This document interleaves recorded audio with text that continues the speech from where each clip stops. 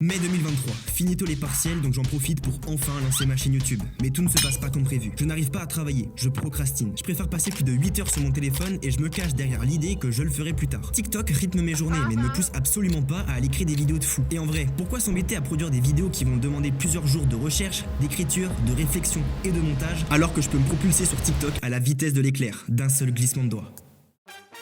Voilà la situation dans laquelle je me suis retrouvé. L'appel de TikTok semblait intensément plus fort et persuasif que ce que je voulais réellement faire. Mais personne ne pouvait m'en vouloir. Pourquoi, me direz-vous? Parce qu'on est tous déjà passés par là. Apprendre un cours sur Enki, écrire une dissertation, faire du rangement...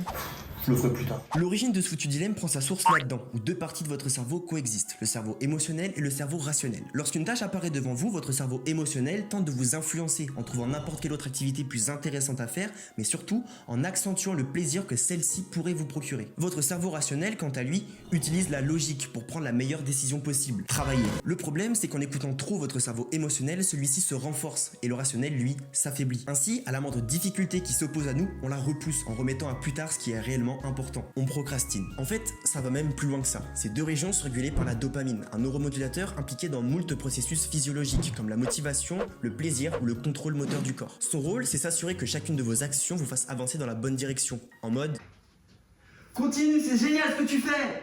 Wesh, voilà, c'est un peu ton coach. Mais c'est quoi le rapport avec TikTok? En swipant, vous passez de vidéo en vidéo, qu'elles soient drôles, courtes, stimulantes, en trend, bref, elles captent toute votre attention. L'objectif, c'est de vous garder le plus longtemps possible. L'architecture de TikTok, l'algorithme des pour toi, le feed sans fin des vidéos ou encore leur format court, tout est optimisé dans cette direction. Toutes ces composantes vont jouer avec votre niveau de dopamine. Ce dernier va subir des fluctuations, une augmentation synonyme de bien-être suivie d'une chute en dessous du seuil habituel. Une sensation de mal-être commencera à apparaître, ce qui vous poussera à calmer la douleur en recommençant à swiper. Vous l'aurez compris, à partir de ce moment-là, vous êtes déjà foutu. En recommençant, vous allez subir une nouvelle augmentation de votre niveau de dopamine qui sera à nouveau suivie d'une chute du niveau de dopamine encore plus bas que le creux précédent. Et ce qui devait être une pause devient peu à peu un discours.